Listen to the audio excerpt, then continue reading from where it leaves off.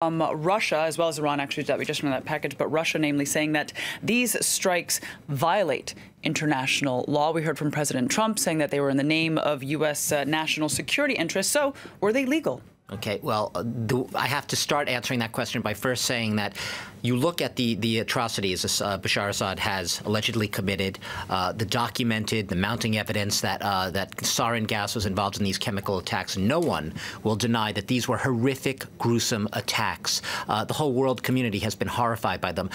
Most people will agree that to varying degrees, Bashar Assad has transcended the bounds of morality. He's overstepped international law himself in many cases. Now, having said that, put that aside, as difficult as that is to do, because you asked me if it's legal under international law. And what strict international law experts will tell you is it's not, in the sense that under international law as it exists, doesn't mean you like it that way. It doesn't mean that it's complete or that you wouldn't like to see it different.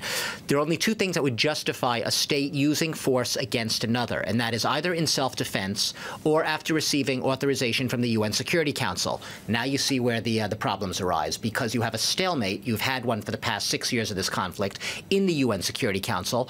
Russia, backed by China, has already vetoed 7 resolutions aimed at bringing pressure upon Bashar Assad to try to get him to back down and try to find a diplomatic resolution to this conflict. So what you have is another argument coming up. How do you justify a military attack? And what you have is, and this is where the more subjective, the emotional element comes into play.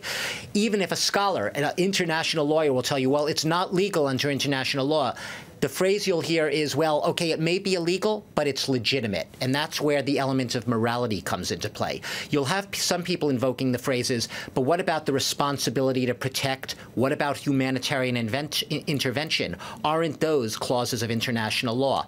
Unfortunately, depending on where you stand with this, or not, or fortunately, no, they are not.